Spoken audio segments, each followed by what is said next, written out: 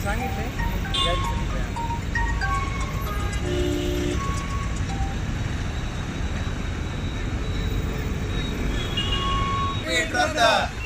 म्हणते रद्द होत नाही. शक्तीपीठ रद्द. एकच जिद्द. एकच जिद्द. शक्तीपीठ रद्द. एकच जिद्द. शक्तीपीठ रद्द. एकच जिद्द. शक्तीपीठ रद्द. एकच जिद्द. शक्तीपीठ रद्द. अरे जमीन आमच्या हक्काची नाही कुणाच्या बापाची. विचार करणाऱ्या सरकारचं करायचं काय. खाली मुंडके वर पाय. शक्तीपीठ महामार्ग रद्द आलाच पाहिजे. जमीन आमच्या हक्काची नाही कुणाच्या बापाची. फक्त शक्तीपीठ रद्द करा याच्यासाठी तर आहेच आहे.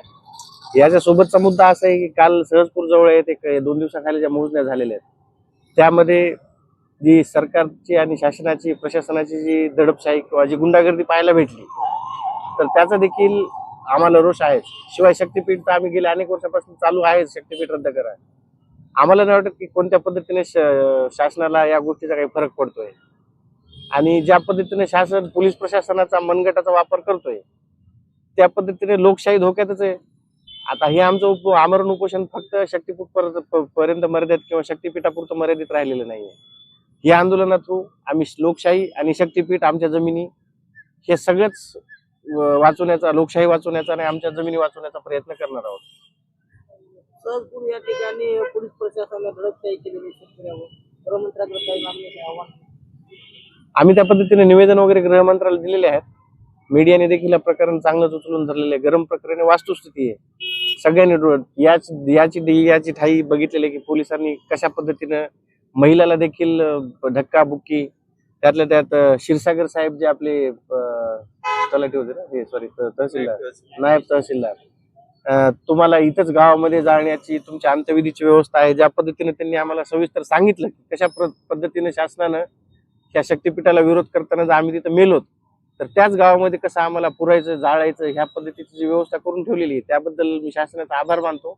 आणि आम्ही नक्कीच आजच्या आमरण उपोषणाच्या मार्फत गृहमंत्री, मुख्यमंत्री आणि महाराष्ट्राचे माननीय उपमुख्यमंत्री श्री एकनाथ शिंदे साहेब यांच्यापर्यंत हे प्रकरण पोहोचवण्याचा नक्कीच प्रयत्न करू. फक्त शक्तीपीठ रद्द करा याच्यासाठी तर आहेच आहे.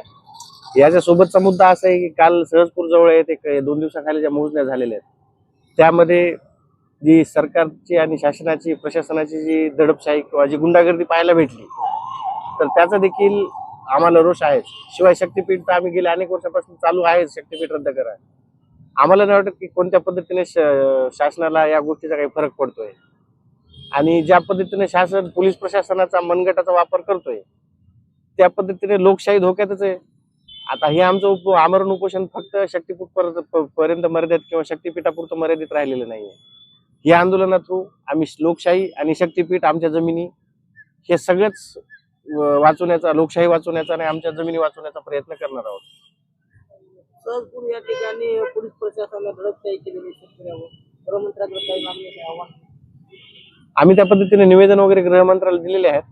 मीडियाने देखील प्रकरण चांगलंच उचलून धरलेलं आहे. गरम प्रकरणे वास्तुस्थिती आहे. सगळ्यांनी याची ठाई बघितलेली आहे की पोलिसांनी कशा पद्धतीनं महिलाला देखील धक्काबुक्की, त्यातल्या त्यात क्षीरसागर साहेब जे आपले तलाठी होते ना, हे सॉरी तहसीलदार, नायब तहसीलदार, तुम्हाला इथंच गावामध्ये जाळण्याची तुमच्या अंत्यविधीची व्यवस्था आहे. ज्या पद्धतीने त्यांनी आम्हाला सविस्तर सांगितलं की कशा पद्धतीने शासनानं त्या शक्तीपीठाला विरोध करताना जर आम्ही तिथं मेलोत तर त्याच गावामध्ये कसं आम्हाला पुरायचं, जाळायचं ह्या पद्धतीची जी व्यवस्था करून ठेवलेली आहे त्याबद्दल मी शासनाचा आभार मानतो.